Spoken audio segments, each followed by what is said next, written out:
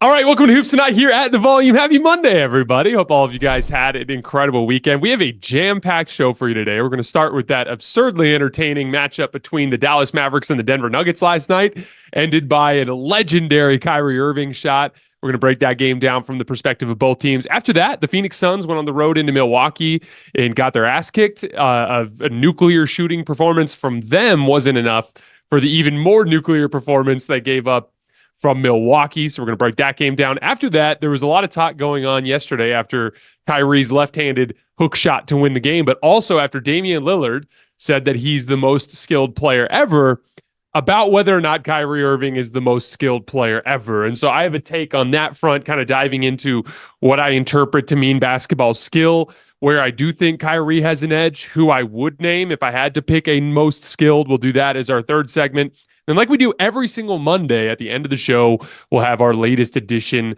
of the Power Rankings. You guys know the drill. Before we get started, subscribe to our brand new YouTube channel. It means a lot to me. If you guys take a second to scroll down and hit that subscribe button. Don't forget about my podcast feed, wherever you get your podcasts under Hoops Tonight. It's also super helpful if you leave a rating and a review on that front.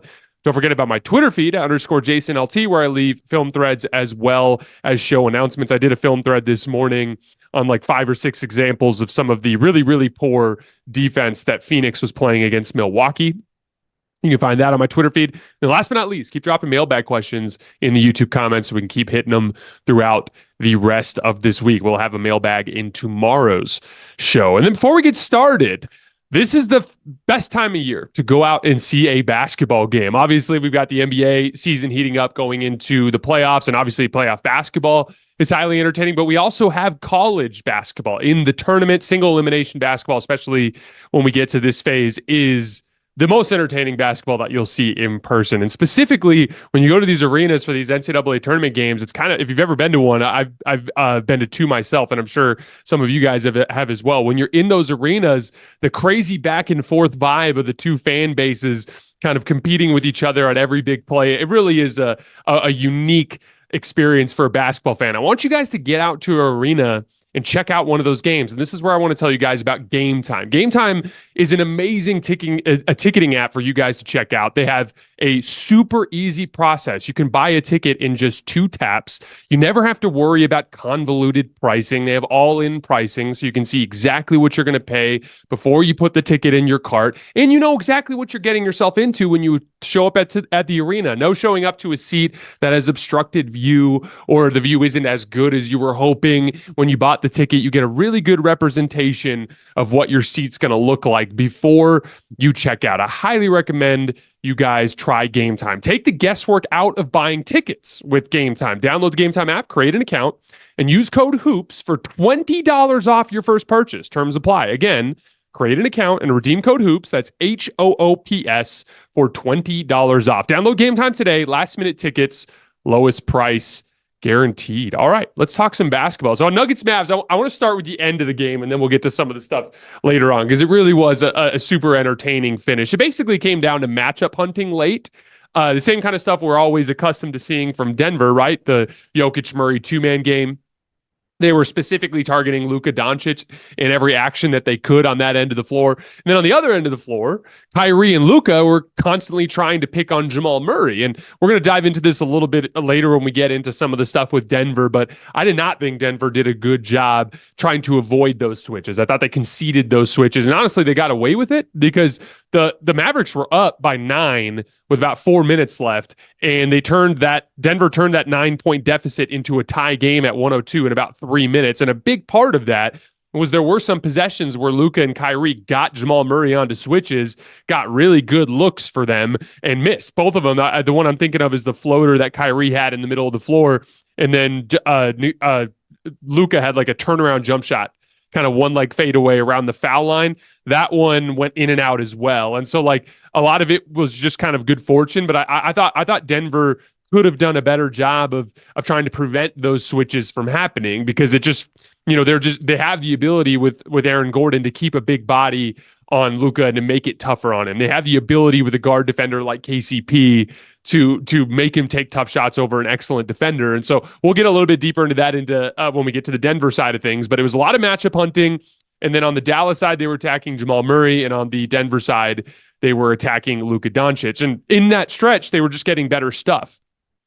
On the other end, Denver scored on almost every single possession during that stretch, just either getting, Luka switched onto Jokic and Jokic just taking him down in the post and getting an easy basket, or like Jamal Murray in a two-man game getting Maxi Kleber.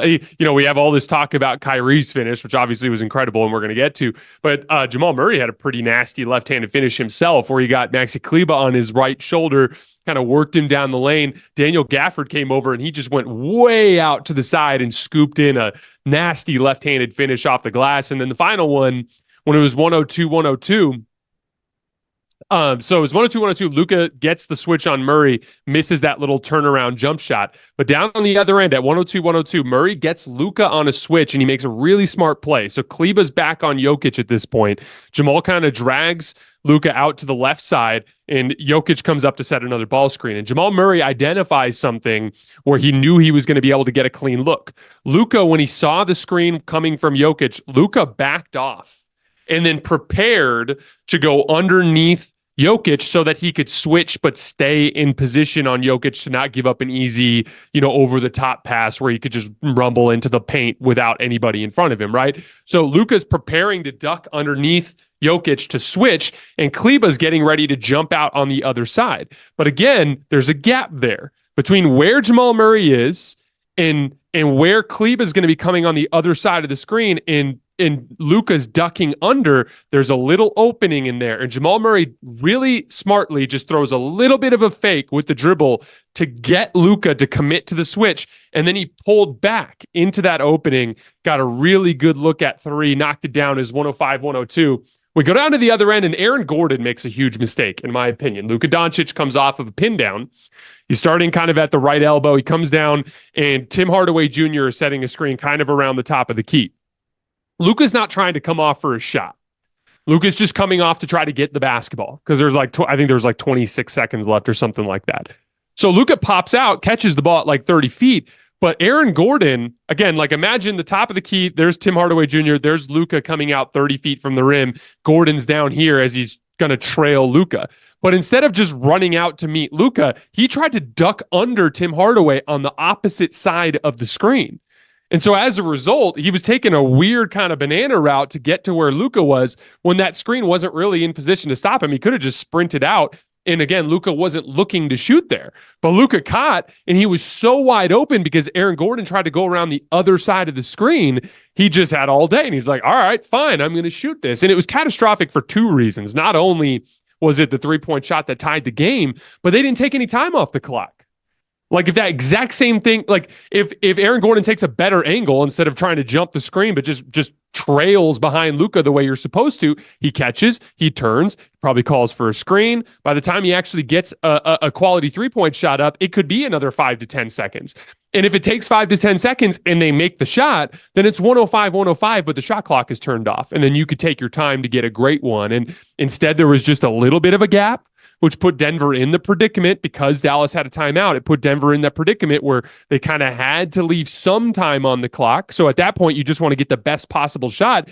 Jamal Murray got a great look. They had another Jokic ball screen. PJ Washington actually was switching out on Jamal Murray, and in his backwards kind of recovery step, he tripped and fell. And so Jamal got great lift, great separation, one of the easiest shots he got all night there around the right elbow, and he just missed it. But again, because of the bad angle Aaron Gordon took on the other end of the floor, they were in a position where they had to shoot before the end of the shot clock. So then we go down to the other end, just a couple seconds left. Kyrie Irving comes off of that off of that off-ball action, and Jokic switches, and Jokic defends it as perfectly as you possibly can. Even given the insane shot that Kyrie took, it was a very, very good contest from Nikola Jokic, but Kyrie Irving just goes into that rip through to his left and gets to that left-handed floater or half hook or whatever the heck you want to call it and knocks it down. Crowd goes crazy. Really one of the most impressive game winners that I've seen because that was not luck. That is something that Kyrie Irving is capable of doing. There are two things that I want to hit about Kyrie's lefty runner that were so interesting to me. First of all, improvisational shot making. When I talk about scoring the basketball, and there's all these different roles that a player has on a basketball team. But to me, one of the specific traits that identifies a player as a scorer is it's kind of like a natural knack for finding ways to put the ball in the basket. To me, that comes down to a combination of obviously the skill set, but there's two additional elements to it. It's audacity and improvisation. Audacity is confidence. Audacity is like, you bet your ass I can take and make this left-handed floater. You bet, like Jamal Murray, for instance, like he's playing on a basketball team with the best player in the world, and that dude has the audacity to look him off and take his own shot sometimes, and it's the right decision because of his abilities as a shot maker. Again, that first piece is the most important part. You have to have the skill set. But from there, if you have the audacity, the confidence, and you connect it with the improvisation, which to me is the natural ability of a scorer to just find kind of funky combinations of skill. So for instance, you might see that left-handed runner and you might think to yourself, Kyrie probably doesn't practice that. And you're right. Like, I doubt sincerely that Kyrie has a drill where he takes a 15-foot drifting one-leg floater moving to his left-hand side off of that specific footwork. He probably doesn't. But what he does do is all the individual pieces of that put together. I've talked about this with a step back three before. The step back three looks like a complicated dribble combination and footwork combination into a shot, but it's really not. Like if I do an in and out dribble and then a between the legs dribble and then an advanced dribble, but instead of continuing that step, I plant that right foot and push back. I stick my left foot way out to catch my momentum so that I go straight up and down. And at the end of the shot, I'm just going straight up and down. So as long as I have the handle to be able to do an in and out between the legs dribble and then another in and out on the other side, I'm good. As long as I have the footwork to be able to make all those plants and control my body weight in those angles, and as long as I have good catch and shoot straight up and down jump shooting ability, I can put all of that together and make this advanced play. Now, again, does Kyrie practice a drifting left-handed floater? Probably not. But what he does practice is a huge variety of left-handed shots around the rim, left-handed floaters and scoops and high finishes, low finishes, trying to sneak by defenders, trying to finish over the top of defenders. He does a ton of stuff with his left hand. That move is a combination of things that Kyrie does work on. The footwork to get that little bit of separation, right? The handle to get the ball into his left hand in a position where he has command of it. And then from there, the touch takes over. But that to me is what improvisational shot making is. And all the best improvisational scorers in the league, they do take shots in games that don't necessarily resemble shots that they take in practice, but it's pieces, little bits and pieces of things that they do practice that they in the moment go, wait, I see this opening, and it's all happening in a fraction of a second. I see this opening. I think I can get to that spot. And then from there, I think I can kind of, maybe just go into like a left-handed kind of half hook, kind of like I do closer to the rim, but I'll just have to put a little more juice on it, that kind of thing. It's like an instantaneous interpretation of the situation. And then the ability to quickly pick from your skill set to grab these little things that you can piece together into a move to make a shot in that specific situation. And to me, that's what separates the best scorers in the world from the guys beneath them. It's they have the skill set, but they also have this overwhelming confidence, or audacity, as I call it, and then the improvisation, the ability to think quickly on their feet, to find ways to get to a shot they can make, right? And so that to me is what kind of sets that apart. It's the improvisation, and then the second thing, the fundamental foundation. That was a crazy shot, but make no mistake, it was about his baseline foundation of ball handling, his baseline foundation of footwork, and his baseline foundation of touch. That is fundamental basketball that has been pieced together into basically an art form, right? But like, don't make the mistake of thinking that doesn't come from a fundamental foundation, because it absolutely does. Now, moving to the rest of the game, I thought the story of the game for Dallas was dominating the bench groups. For Denver specifically on the offensive glass. And Denver's a weird team. Like when you look in the big picture, they're 16th in defensive rebounding percentage. So they're bottom half defensive rebounding team, but they're excellent at rebounding with their starters. Even last night, the starting lineup, so Jokic with Gordon, Michael Porter Jr., Jamal Murray, and KCP, those guys grabbed almost 75% of available defensive rebounds, which is excellent. So that wasn't the issue. But those bench groups, what they do, again, like instead of going with a slower, limited center like DeAndre Jordan, they just go with Zeke Naji. They do a ton of switching, and they just give the ball to Jamal Murray and just basically let him go to work. And again, like, they're in a predicament. Denver's been in this predicament for a long time where they really struggle to kind of maintain leads without Jokic. That's been a thing forever. That was a thing last year when they won the title. This is just their best pathway to try to float the ship without Nikola Jokic, is to go small, do a lot of switching, and rely on Jamal Murray to make shots. And he just didn't quite have the same shot-making game that he's capable of having. And they got absolutely demolished on the glass in those units, particularly Derrick Jones Jr. and Derek Lively were doing a ton of damage. Dallas had 22 offensive rebounds in this game, leading to 23 second chance points. And as a result, even though they were plus 10, Denver was plus 10 in Nikola Jokic's minutes, Dallas was able to get out of there with the win by dominating those specific lineups. Now, one of the things that I did think was interesting, I don't think it's a complete coincidence that Phoenix and Dallas were the two teams that got wins against Denver since the All-Star break. Because this, again, for people who are not aware, Denver has won every other game they've played since the All-Star break.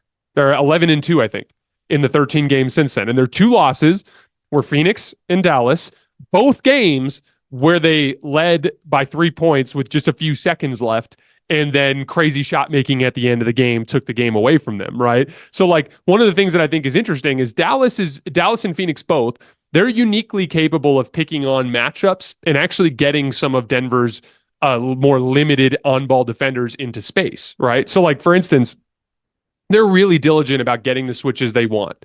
They make sure that they get the right matchup before they get into their one-on-one play. Now, again, we've talked about it a little bit on the Denver side, and we'll get a little further into it, but I think Denver needs to do a better job of trying to fight against those switches just by, we'll get into that in a minute. But, like, Dallas was very good about diligently getting the right matchups before they go. In addition to that, they are a team that has some speed advantages, right? Like, I'll give you an example. There was a random play mid-fourth quarter where Derrick Jones Jr. was on the right wing, and he had Michael Porter Jr. on him, and he just got him with a basic rip-through move to the left and got all the way to the rim for a layup. And then, like, so when you look at it, and it's like they're getting a lot of shots where it's like, okay, they're getting Michael Porter Jr. on a switch and then going to work. They're getting Jamal Murray on a switch, and they're going to work. So they can be very diligent about getting the right types of shots against the right matchups. And I think that's something that Dallas and Phoenix in particular are really good at. Now, both of those matchups, Denver had extended stretches where they kicked their ass because they're so much bigger and they do have better personnel that they can kind of go to on both ends of the floor to kind of get these jobs done. So, like, I would pick Denver in a series against both of them. But I do think it's interesting and something to keep an eye on in terms of, like, a threat to beat Denver, that both Dallas and Phoenix are these, like, kind of high-level matchup attacking teams that rely a lot on heliocentric kind of ball screen attack, and that can really kind of get Denver's limited defenders in space. On the Denver side of things, getting bullied on the glass in the Jokic off groups is totally normal. Like I mentioned, like Jokic on groups this season have almost a 75% defensive rebound percentage, and they had almost a 75% defensive rebound percentage yesterday. So this is kind of just an issue with their bench. And again, they won last year under the same circumstances. It's never been about, like, oh man, Denver can't overcome its bench. It's like they do overcome their bench. It's like they have a bad bench and then they win anyway. That's pretty much been the story for Denver forever, right? That said, they need to hold up better on the glass than they did. And I did think a lot of it was just not being as quick to the ball. And that's something I think they have a room for improvement on. And then again, like this game and the Suns game, they executed perfectly down the stretch in both games. So, like, if you remember in the Suns game, there was a 12-0 run that turned a 99-90 lead into a 102-99 lead for Denver. And then in this game, what was it? It was 109-100, I think. And then they went on a 15-3 run to go up 115-112. So very similarly in both games, Denver went on like a dominant run down the stretch. But they played better defense on the KD shot. Like, that one was like Aaron Gordon defended pretty damn well, and KD just made the shot. I thought that they had a couple of execution lapses on the defensive end at the end of this game. Not just the Aaron Gordon one where he went on the wrong side of that pick, but they were just way too willing to give the right matchups, better matchups to Dallas down the stretch offensively. And the last thing before we move on to the next game, there's a reason why I'm not a big believer in just conceding those switches so easy. First of all, especially when you're like, Denver has the ability to put teams in a predicament where if you don't switch or you hedge and recover or you help or you do anything that leaves a shooter open, they're such high level shooters that it's a problem, right? Whereas, some of the offensive talent surrounding Dallas in these groups they're not as good at beating some of these aggressive defensive coverages. So for instance, like there was a play where they doubled Luka on a switch and Maxi Kleber airballed a three over the backside of the rim. And like there are guys with Dallas where it's like, yeah, we don't want to just leave them wide open all game, but like a late contest we can live with kind of thing. Whereas you can't do that with Michael Porter Jr. You can't do that with KCP, and Aaron Gordon's under the rim where he's not missing much, right? So like that is one of those things where like I would be more willing in those situations rather than having Jamal Murray just switch. I would hedge in those situations and essentially rotate on the weak side and make sure that you're just leaving the right guy open, because both Kyrie and Luka are aware of the fact that for them, a tough contested shot is probably better than an open look for some of these other guys. And so they probably will allow you to chase over the top and to recover and get back in front and not give up the switch. Then as the shot clock winds down, they'll have no choice but to ISO Kyrie against KCP or Luka against Aaron Gordon. If you chase over the top, I think it'll inevitably end up in a Luka or Kyrie ISO just against a better matchup. I don't think Luka's going to pass out and just live with, Maxi Kleber taking threes down the stretch of these games. Like they want to get the right player to take the right shot, right?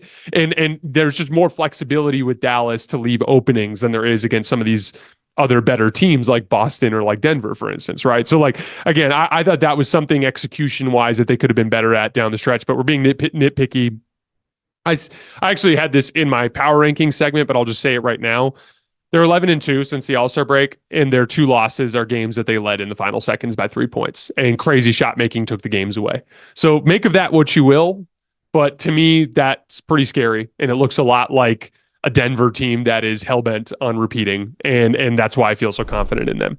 The thrill and excitement of March Mania is here, and DraftKings Sportsbook, one of America's top-rated sportsbook apps, is giving new customers a shot to turn $5 into $150 instantly in bonus bets with any college basketball bet. You could bet on absolutely anything. If you want to bet on UConn, or North Carolina fans can get in on this year to bet them to win the title, all the way down to teams like Stetson and Longwood to win the title. You can even bet individual seeds to win the title. You can bet anything on DraftKings for the tournament. Download the DraftKings Sportsbook app and use code HOOPS.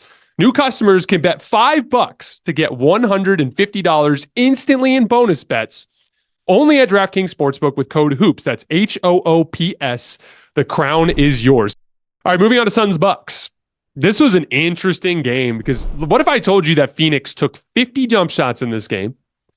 They got 65 points out of them, so 1.3 points per jump shot, and they got blown out. And that's because the Bucks took 56 jump shots and got 88 points out of them, which is 1.57 points per shot. So Phoenix had this incredible shooting performance on the road in Milwaukee and got killed because Milwaukee shot them out of the gym to an even greater extent. Now, I'm going to start with the Milwaukee side, but this was one of Phoenix's worst defensive performances of the season. We'll get a little bit deeper into it in a minute. But really, the story of the game early on was Bobby Portis. And I've been defending Bobby Portis all year because there are a lot of Bucks fans that are low on him just because he's a backup center. And, backup, anybody in the league who's a backup is a backup for a reason, right? Like if Bobby Portis was everything he is offensively, but like less prone to cold spells and just way better defensively, then he's making $25 million a year and he's starting for somebody. Like it's unrealistic for people to have those levels of expectations. And like, to me, you can't do much better than Bobby Portis as a backup center. Ask Nuggets fans if they'd take Bobby Portis as a backup center. Ask Lakers fans if they'd take Bobby Portis as a backup center. Like that, you could do a hell of a lot worse than Bobby Portis. And he was incredible at the start of this game. And for the record, he's been a good offensive player all season. Just a couple quick numbers for you guys. 230 points on 227 post-ups, including passes, so over a point per possession. 1.10 points per spot-up possession. That's 67th percentile, so he's a great shooter and closeout attacker. Picking and popping, picking and rolling. He personally shoots 61.4% in effective field goal percentage on shots, on pops and rolls. That's 1.2 points per possession. That's awesome. he personally shoots over 51% on unguarded catch and shoot jump shots, which is going to be a theme because Phoenix was leaving him open to start this game. It started with the coverage opening. This was when Drew Eubanks came into the game. So I've talked a lot about this concept before, but when you run drop coverage, and again, drop coverage is real basic. The big guy who's guarding the screener is going to drop back and keep the ball handler and the roll man in front of him, right? The on-ball guy's chasing over the top. So here comes the screen, guy's chasing over the top. He's trying to funnel into the screen defender that's waiting. So if the guy rolls to the rim, if the guy screens and rolls, he can effectively kind of guard both, right? Especially if he's an elite defensive player and he can kind of lunge and stunt and be in the right places. But if he pops, any sort of drop coverage has no counter for the drop or for the pop other than just to offer a late closeout. That's all he can do. So the guy comes over the top, screener pops, right? The big guy's waiting. As soon as the pass goes, he's got to close out. Or you have to close out from the weak side, which leaves another guy short, open, right? So like it is a fundamental baked-in opening of the coverage. You run pick and pop against the drop coverage, you're going to get wide open threes for your big man. It is just like how it works. That's just how the coverage works, right? So Drew Eubanks early is just getting absolutely barbecued by Bobby Portis screening and popping, right? But then he gets hot, right? And again, when the guy gets hot, you kind of have to make a certain adjustment, right? At this point, Jusuf Nurkic comes back into the game, and he's doing a better job in his coverage of kind of like lingering by Portis, but he's not offering hard contests. And I'm literally sitting here and I'm like, this guy is engulfed in flames and is like 6 for 7 from the field. And all 6 of his makes have been jump shots, or I think 5 of his first 6 makes were jump shots. And you're offering again, did you guys remember earlier this year when the San Antonio Spurs scouting report got released, or I think it was Dallas's scouting report of the Spurs for a preseason game. And it was like all the breakdown, and they talk about like how you close out on shooters. We had very similar scouting reports when I was in college at the NAIA school, which was like the best coaching staff that I personally played for. And like they do all the research and they tell you, it's like, okay, this guy, you're closing out hard, meaning like you have to be like completely up in disrupting the shooting pocket. Like even a contest doesn't work. You have to disrupt the shooting pocket before he gets up into his release. When he gets up into the release, it's over, right? And then they have everything from there to like closing out short, which is like, I'm literally going to run out at you, but I'm purposefully going to stop short. And then if you shoot, I'll offer a late contest. And it's like Bobby Portis is 51% on unguarded catch and shoot jump shots. Field goal percentage, not weighted for threes. That's like he just makes more than half of them. And so like at this point, he's already scorching hot and you're throwing short closeouts at him. And if you guys want to see a visual example of what I'm talking about, go to my Twitter feed @_JasonLT. I clipped like 5 or 6 examples of this. But Jusuf Nurkic was just straight up just not paying attention and just letting Bobby Portis shoot. There's another one. He comes out, Bobby Portis in a transition possession, cuts through along the baseline. And Kevin Durant points and tells Nurkic to pick him up. And Nurkic just doesn't run with him. So Portis catches on the right wing. And then all of a sudden, Nurkic is like, oh shit, I left him open again. And he sprints out at him at this point. But Bobby just kind of pump fakes and takes a sidestep and knocks down another 3. It was bad defense. Then Malik Beasley hits a couple threes in a row. Now we're into that like late second quarter stretch. There's a play. They're running a ball screen on the right side of the floor. Dame is. And Bradley Beal, who's guarding Malik Beasley, straight up, Malik Beasley's on the left wing. Dame's running the ball screen on the right wing. Okay. Bradley Beal straight up turns his back, like Malik Beasley's behind me, turns his back to go like offer a third defender at the ball screen. The ball screen hasn't accomplished anything. They haven't even run it yet. So no one's open. So Beal's helping for no reason. So Dame just goes, okay, just throws a swing pass to a wide open Malik Beasley. They had already made 16 threes to this point. And they're just leaving dudes wide open. Malik Beasley, by the way, went into the night as the 9th best three-point shooter in the entire NBA, right? After that, Vogel tries a little bit of zone. They run like a 3-2 zone, which a 3-2 zone, the way it looked like they were, I think what Frank Vogel was thinking in this 3-2 zone was essentially having all 5 3-point shot spots occupied. But again, it's about execution. Kevin Durant's in the left corner guarding in the 3-2, but because it was unoccupied, he kind of started down at the block. Malik Beasley runs to the corner, and KD's just too slow getting out there. And Malik Beasley gets open again. He had just made that three, beating Bradley Beal. Now they're down 22 points, and the game's over. Like it was honestly one of Phoenix's worst defensive performances of the season. And they again, we talk a lot about shooting luck, and look, I want to be clear. I do believe that there's a variance element to shooting. We'd be all foolish to pretend that that doesn't exist. But there are so many different things that factor into it that go way deeper than just nearest defender. And it's you let a guy get comfortable, you let a team get comfortable with wide open looks. And then even when you do start offering token contests later that qualify as the defender got within, whatever distance, but it doesn't matter because they're confident, they're in rhythm, and there's a difference between being there on time and being there late. Because if you get there and you get the hand up, but you didn't actually disrupt the fluidity of the upward shooting motion, it's gonna go in when they're like that. Even further, I've seen teams that can concede shots into teams missing, but they're like teams that drag games down into the mud. Teams that are super physical and they kick your ass for 48 minutes to where even when you're wide open, you're exhausted and you can't knock the shots down. Phoenix is not one of those teams. They're not physically imposing like that. They're not going to be a team that can get away with packing the paint and leaving guys open. They're going to have to be better about getting out to shooters. So Phoenix goes on a run. They get it back to 6 on an Eric Gordon kind of janky pump fake give and go situation where he kind of takes goes up like he's going to take a bad shot, nearly gets blocked, throws it down to the block, cuts down, gets a little layup. It's 100-94. So they get it down to 6. There was a minute and some change left in the third quarter when that shot went in. Milwaukee went into the fourth quarter up 15. They turned it from 6 to 15 in less than 2 minutes. And it was mostly Dame. Driving a lot of downhill pressure, drew a foul on Devin Booker, if I remember correctly, drew another foul. I can't remember who the second one was on, got to the foul line a couple times, and then right before the buzzer, just kind of takes that same kind of drifting to the right, pull up three, or drifting to the left, pull up three when he hit the game winner a few months ago.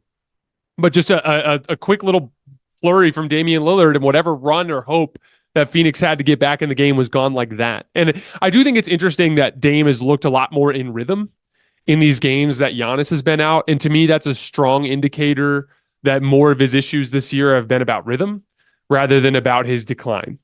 And to me, that's super encouraging. And for the record, if you go back in this recent stretch, he's I can't remember the exact stretch of games that I pulled this morning, but his last sample of the last few weeks, he's up around 38% from three, and his field goal percentage is 44%. And scoring volume hasn't been great, but he's been knocking down shots at a higher clip than he did to start the season. Chris Middleton looked great, 22 points on only 15 shots. He had 7 assists. Super important element to Milwaukee reaching whatever offensive ceiling they have is getting Chris Middleton out there and humming on offense. And then here's the thing.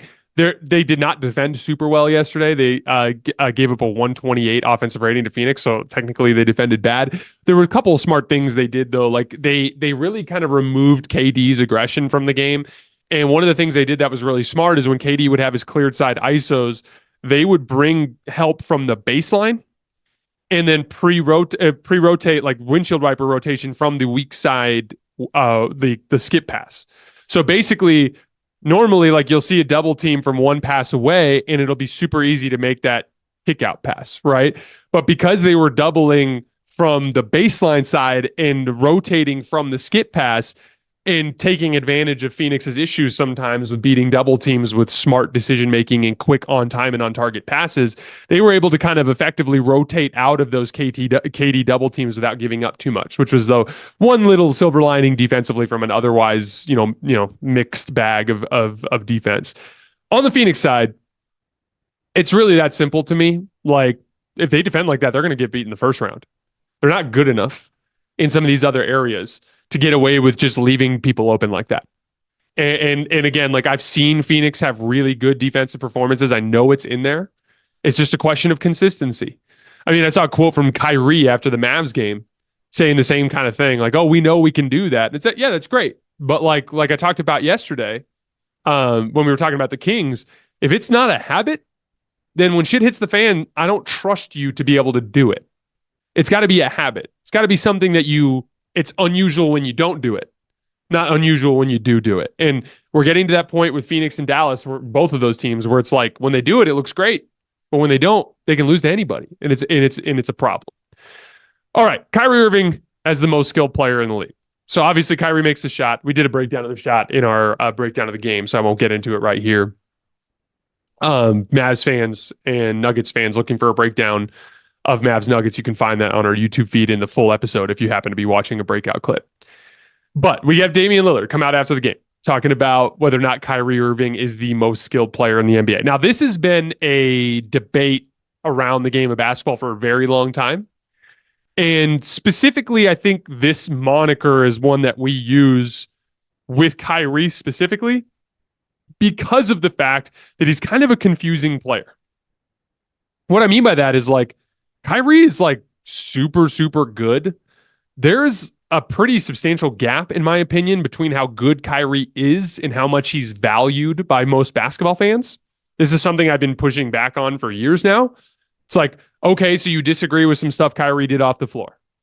Okay, so he's had some clear examples of poor teammate behavior. But when the dude is on the court, he's incredible. He's literally incredible. And like we literally just saw the other night with Luka out, Kyrie almost single-handedly hold his team to a win. Like they are like we overcomplicate this a lot of the times when we talk about basketball players, and we overlook because it's almost become an expectation for a player. We overlook what a player is actually accomplishing on the court. Kyrie is a guy who can straight up be your number one if you're great everywhere else. Can he be the number one on a limited team? No. Is he a floor raiser like that? No. But the dude can run an offense. And he competes hard enough defensively when he's locked in that he can be a positive defensive player. He was a positive defensive player on the 2016 Cavs. So I think a lot of this is like galaxy brain, right? And so the way people counteract that is when they have this half of their brain that's going like, Kyrie's overrated, Kyrie's bad teammate, Kyrie's this, Kyrie's that. They counteract that with like, oh, well, he's the most skilled player in the NBA. Instead of just talking about the fact that he's just really great at basketball. And to me, that specific phrase, most skilled, it really just depends on how you're defining that. To me, if I had to define what specifically Kyrie does better than most players in the league, it's a versatility of skills. He has the best combination of footwork, ball handling, and shot making from all of the various spots on the floor out of anybody in the league, in my opinion. Like there are guys who are better than him in ball screens, but they're not as good in the post. There are guys that are better than him in the post, but they're not as good in ball screens. There are guys who are better than him in ISO, but they aren't as good in the other areas. Kyrie is literally capable of doing every conceivable basketball thing about as well as anybody in the league.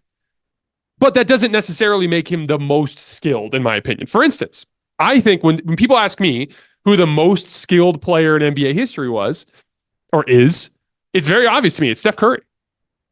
Who's the only player beneath the height of 6'5" who is a top 10 player in NBA history? It's Steph. I have him as the 5th best perimeter player of all time. And he's pretty much definitively a top 10 player in NBA history. All the other dudes around him are big guys, either big forwards or centers, right? Or shooting guards that are 6'6" and freaky athletic, right? So like Steph has proven just in what he's been able to accomplish on the court that when it comes to winning basketball games on the strength of his skill, no one's better than Steph. But to me, with Steph, it's focused in specific areas. So for instance, Kyrie Irving, in my opinion, has a more advanced ISO bag in terms of the numbers of moves that he can go to. But Steph's just way better than him at shooting. And Steph has been able to weaponize that shooting, both on ball and off the ball, to a greater effect than Kyrie has been able to weaponize all of his footwork and dribble combinations and shot making. So I can't in my right mind say Kyrie's more skilled than Steph, because Steph's skill beats Kyrie's skill every single time. And I don't blame Steph for instance, Kyrie, here's just one simple example. Kyrie Irving is a better vertical athlete than Steph. Steph is bigger and stronger. They're equally quick, but Kyrie's a better vertical athlete. He also has a shot where he shoots at the top of his jump, where Steph shoots a little bit more at the beginning, a little bit on the way up in his shot. So, for instance, doesn't make any sense at all for Steph to work on, complicated post turnaround footwork because he's never going to use that. He's not enough of a vertical athlete, and his jump shot release is not built to turn over his left shoulder and elevate over the top of a defender in a post-up and knock down a shot. Now, that's not to say Steph has never hit a turnaround jumper. Of course he has, but it's extremely rare. It's not a shot he goes to, and he usually needs a lot of separation to do it. That's not a shot he works on because it doesn't make sense for him to work on it. So Kyrie, because he is a better vertical athlete, and because he does shoot at the top of his release, or release at the top of his jump, he is a guy that actually can use and does use turnaround jump shots all the time. Famously, Game 5 of the 2016 NBA Finals in that fourth quarter run, I think he hit 2 big left shoulder fades over Klay Thompson, where he drove hard to the left, planted and turned over his left shoulder, got great lift, shot over the contest of Klay Thompson and knocked the shot down. Right? Like it's just a difference. But at the same time, bottom line is Steph for damn near his entire career has come off of ball screens and off ball actions and hit threes at 45% on massive volume. And he's learned how to weaponize that into a playmaking element of his game, both on and off the ball. And Steph is able to weaponize his skill into more points. And therefore he's a better basketball player. And therefore he's the most skilled player in NBA history, in my opinion. But if I was looking for some sort of claim to fame for Kyrie, to me, he is the most versatile skill set in the NBA. He can score like forwards do.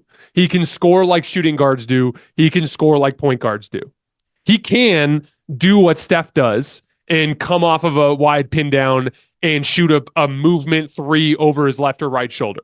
He can run a ball screen and make a variety of pull-up threes in pick and roll, but he's not as good at those things as Steph is, and that's why I look at Steph as the most skilled player in the NBA. But again, to me, that really is just in the eye of the beholder, and arguing about it doesn't really make a ton of sense. Just simply because most skilled to one person may not mean the same thing to another person. For instance, Steph, in my opinion, is a much better playmaker than Kyrie. But does that factor in as a skill? Steph is a much better off-ball player than Kyrie. The ability to move without the basketball and weaponize that, is that a skill? It just depends if you're factoring it in.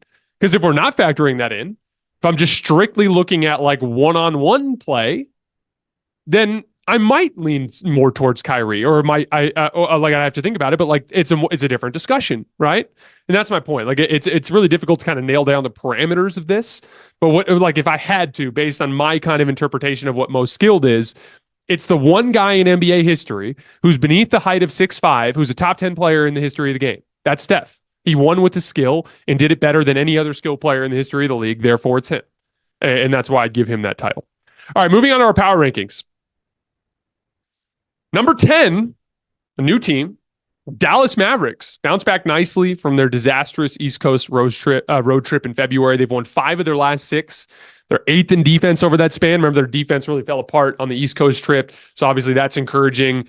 They legitimized it all with a gigantic win over the Nuggets yesterday. Kind of demonstrated some of the advantages they have in terms of their ability to capitalize on the lesser defenders in Denver's roster by being more deliberate about their matchup attacking and some of their perimeter speed.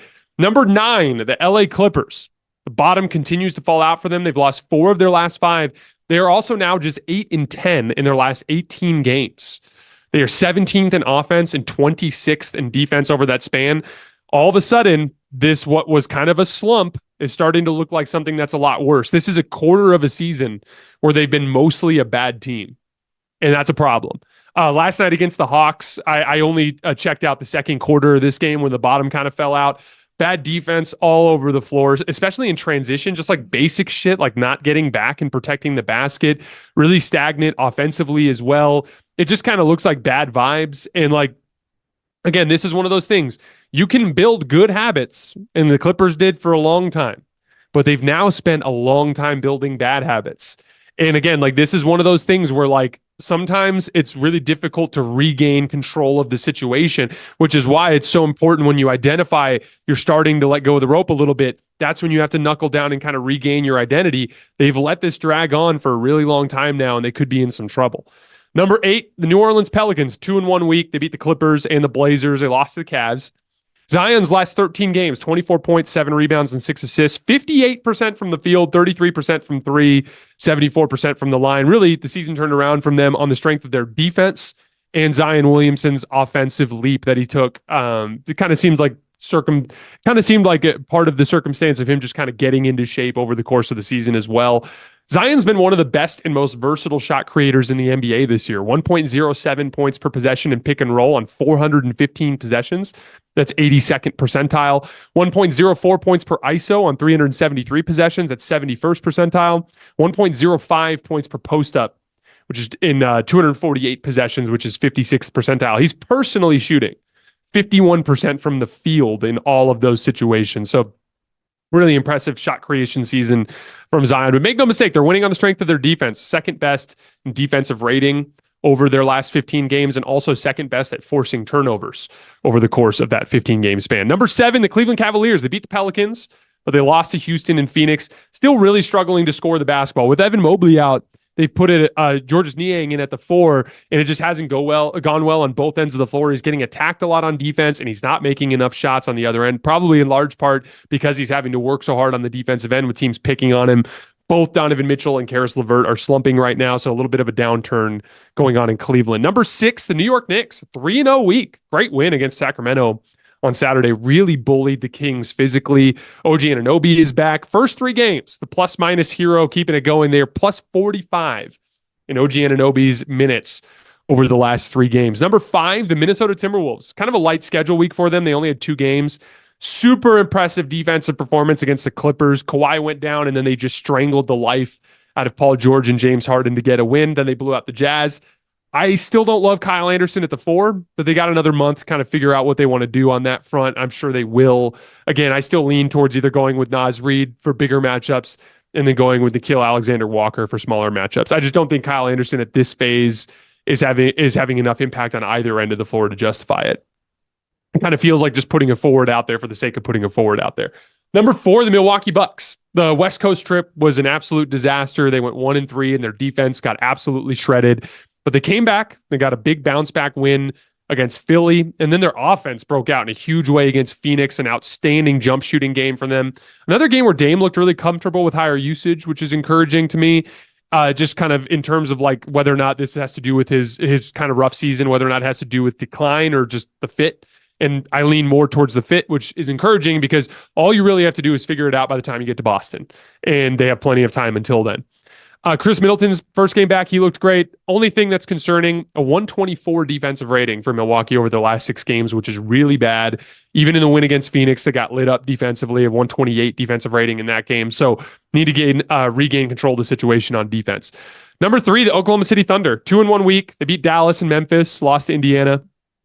Jalen Williams missed the Indiana game, so their loss, obviously they were shorthanded.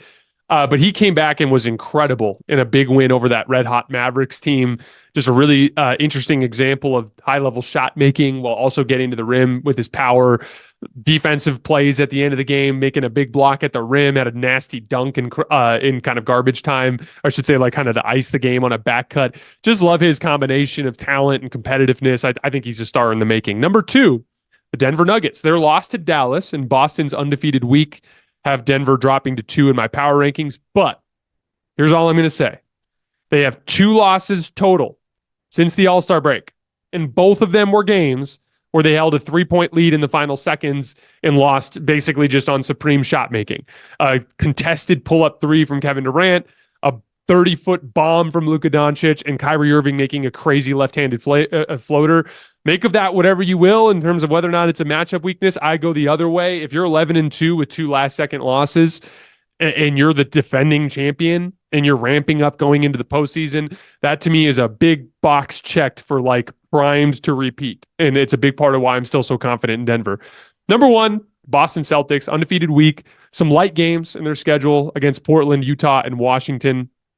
but they had one of their most impressive wins of the season against Phoenix. I thought Al Horford was an absolute monster in that game, torching both of pretty much every Phoenix big man who played, for overhelping in the paint. Tatum and Brown were both amazing in that game as well. They're clicking on all cylinders. It seems to me pretty consistently whenever Boston has a disappointment, like those back-to-back losses to Denver and Cleveland, they tend to bounce back in a big way, and they really did.